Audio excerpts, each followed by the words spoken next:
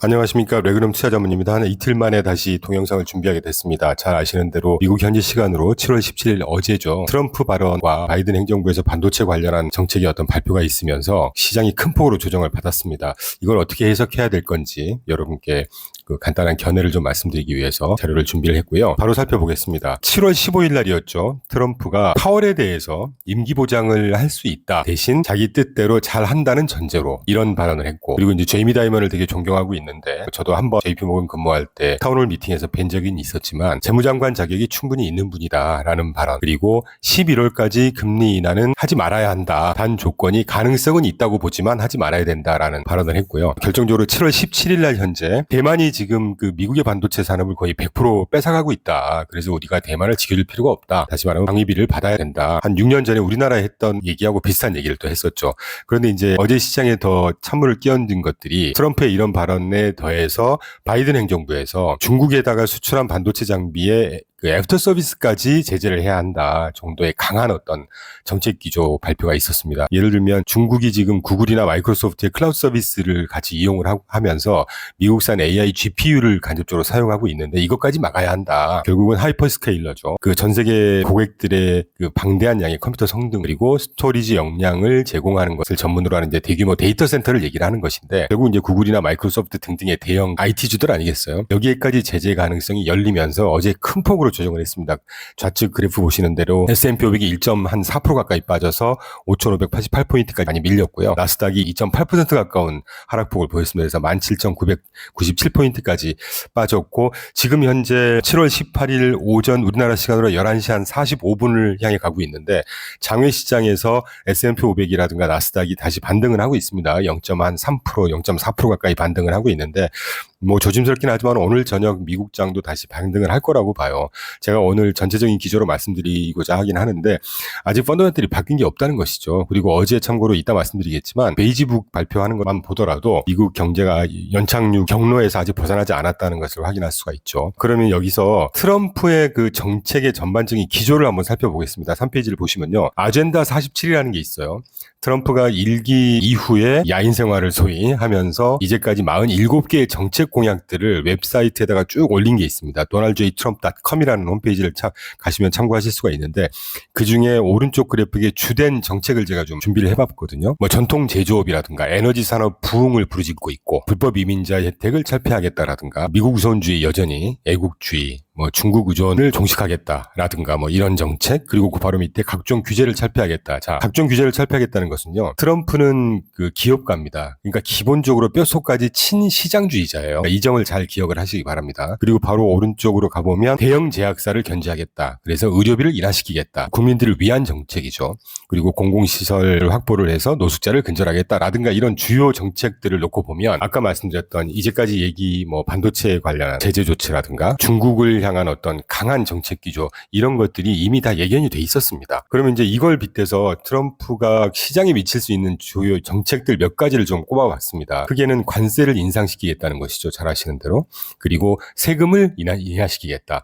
참고로 법인세를 2017년 당시에 35%였던 걸 21%까지 하향 조정을 해놨는데 이걸 다시 15%까지 인하를 하고 싶다라는 인터뷰를 했었죠. 블룸버그 인터뷰에서. 그렇기 때문에 아까 말씀드린 대로 기본적으로 이분은 친기업 성향의 대통령이 될 가능성이 되게 커요. 저는 개인적으로 1년 반 전부터 트럼프가 다시 대통령이 될 가능성이 좀 높다라는 생각을 하고 있었지만 요번 총격 사건으로 확실히 굳어진 것 같아요. 참고로 어제 넷 데이비스 리서치라고 하는 독립 리서치 기관에서 트럼프 주요 정책과 관련해서 바이콜과 셀콜을 했습니다. 은행 규제 완화가 기대가 되기 때문에 은행주를 사라. 또 리쇼링에 해당하는 기업들의 활성화가 기대되기 때문에 그쪽에 해당하는 기업들을 사라. 그리고 M&A 조건 이런 것들을 완화될 것으로 기대가 되기 때문에 그런 M&A 관련한 종목들을 사라. 그리고 전통 에너지 부흥 아까 말씀드렸던 것처럼 그래서 석유 시추 회사들을 그리고 핵에너지 매수 기회가 분명히 있을 것이다. 이제 이런 참고 자료를 펴냈고요. 반면에 신재생 에너지 특히 풍력이라든가 제약주 가격 인하하겠다는 정책이 있었잖아요. 그래서 제약주는 피해야 된다라는 이런 발표들을 했었죠. 여기까지 이제 트럼프와 관련한 정책 대책 방향 또 정책 방향에 따른 어떤 종목이 좀 좋을 건지 업종이 또 어떤 업종이 안 좋을 건지에 대한 간단히 살펴봤는데 자 그러면 트럼프의 이런 발언 때문에 주가가 흔들렸음에도 불구하고 가장 중요한 것이 뭐겠습니까? 저희가 목놓아 강조하는 것처럼 경기 펀더멘털 다시 말하면 실물 경기의 흐름이 바뀌었냐는 것이죠. 구조적으로. 그저께 제가 유튜브를 통해서 이미 밝힌 거기 때문에 물가라든가 이런 것들은 간단히 넘어가겠습니다. 5페이지에서 보시면 미국 경기 펀더멘털 중에 가장 중요한 이슈인 최근에 물가 추이 하락 추세에 이미 진입했습니다.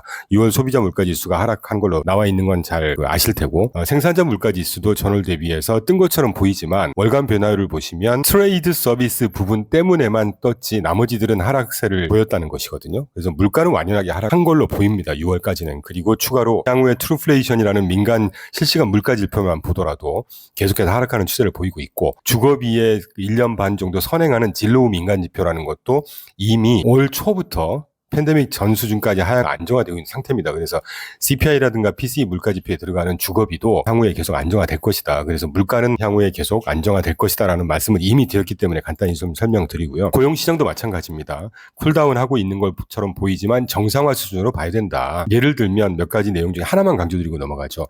넌팜 페이롤이라고 해서 지난주에 20만 6천 건 발표가 됐는데 이게 뜯어놓고 보니까 정부 부분을 빼면 민간 일자리 창출 개수가 뭐 13만 5천 개에서 14만 개 된다고 그래서 이제 우려감을 표시할 수는 있지만 지난번에도 말씀드렸듯이 2000년 이후에 장기 매월 평균 일자리 창출 수가 9만 2천 개 불과합니다. 그거에 비하면 여전히 많은 수의 일자리가 창출되고 있다는 얘기고요. 값싼 노동자 이민자가 지난 2022년부터 23년만 보더라도 약 600에서 700만 명 정도가 유입이 됐어요. 그러니까 값싼 노동력이 유입이 되면서 실업률이 0.1% 정도 올라간 건 크게 경기 침체를 우려할 만한 상황이 아니라는 말씀을 이미 드렸기 때문에 다시 한번 강조드리고요. 그리고 그 사이에 발표됐습니다. 6월 소매 판매와 주택시장 그리고 그 산업생산 등이 발표가 됐는데 6월 소매 판매 보시면 5월 달에 원썸먼스 성장 수치가 0.1에서 0.3으로 이번에 6월 발표하면서 상향 조정이 이미 됐어요. 그러니까 이 소매 판매라는 부분으로만 놓고 볼 수 있는 소비는 아주 안 좋은 상황이 아니고 견조하다고 말씀드릴 수는 없겠지만 괜찮은 상황이라는 것이고요. 그리고 6월 달 기준으로 지난달 5월 달에 0.3 상승했던 것이 6월 달에 0.0% 정도로 조금 떨어지긴 했지만 소비가 꺾였다거나 하는 이런 상황은 아니라고 볼 수 있습니다. 연간 수치로도 전달 대비 이번 달이 0.3% 하향 조정을 했습니다. 그런데 이게 그 2.6에서 2.3으로 하향 조정이 되어 있기 때문에 여전히 소비는 왕성하다라고 해석을 할 수가 있고요. 또 같이 발표된 주택시장도 이미 개선세가 보이고 있습니다. 신규 착공 건수가 증가한다든가 건축 허가 건수가 증가한다든가 참고로 건축 허가 건수는 주택시장의 선행 지표죠. 왜냐하면 가장 먼저 주택 활동을 하기 전에 하는 것이 건축 허가를 받기 때문에 그래서 그래프에서 보시는 대로 YOY로 신규 주택 착공 건수가 131만 4천 건이었다가 6월 달에 135만 3천 건으로 증가했고요. 먼스먼스로도 마이너스 4.6%였던 것이 6월 달은 3.0%로 대폭 상향 조정이 됐습니다. 그리고 그 건축 허가 건수만 놓고 보더라도 139만 9천 건에서 6월 달 144만 6천 건으로 상승을 했고요. 먼스먼스로도 마이너스 2.8%였던 것이 3.4%로 증가를 했습니다. 자료에는 나와 있지는 않지만 글씨로 제가 써드렸습니다.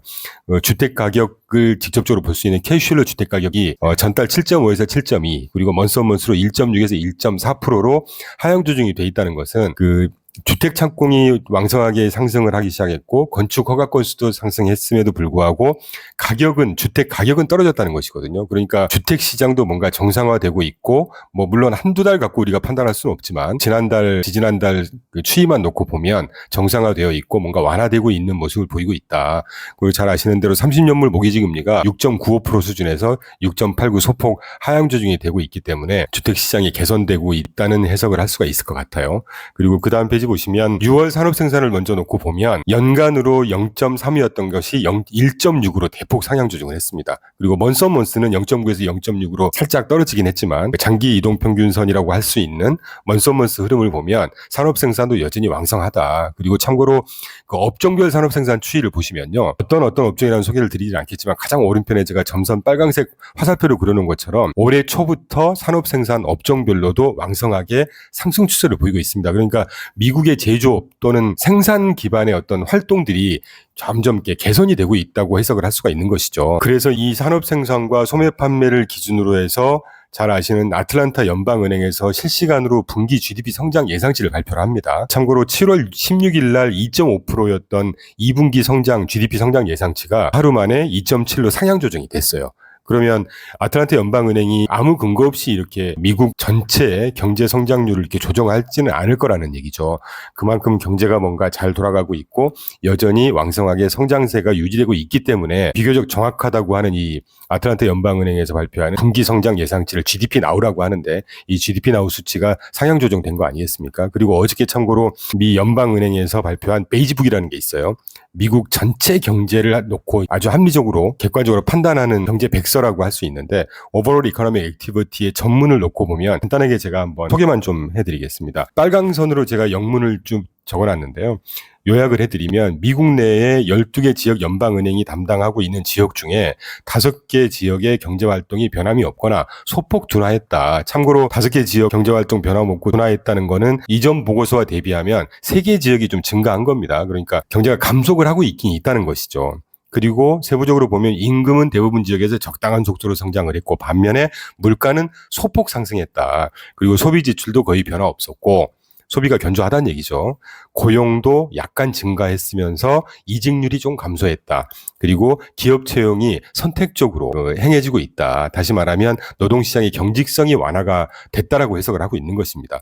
그래서 이 베이지북에 따르면 미국 전체 경제나 노동시장에 대한 평가를 다소 조금 낮춘 거예요. 소프트하게 낮춘 거고 이게 중요한 것이 이걸 근거로 해서 저희는 올해 9월 달이라고 보는데 올해 가을에 기준금리를 인하하기 시작할 수 있는 그런 완화 정책을 위한 조건을 충족했다라는 명분을 여기서 제시를 한 거라고 보고 있습니다. 그래서 결론적으로 미국의 경기 연착륙, 다시 말하면 소프트 랜딩 전망은 여전히 유지하고 있고요. 자, 그러면 방금까지 간단하게 살펴본 미국 경기 전반이 소프트 랜딩의 흐름을 아직 여전히 유지하고 있는데 트럼프나 어떤 단기적인 이슈 하나 또는 발언 때문에 시장이 많이 물론 빠질 수는 있습니다. 반도체를 제재하기 시작하면 다른 업종과 다르게 이 글로벌 반도체 공급망은 하나로 딱 묶여있기 때문에 어떤 거 하나에서 디스럽션이 딱 발생을 하면 전반적으로 영향을 크게 미치기 때문에 어저께 빠진 거에는 근거가 있긴 해요.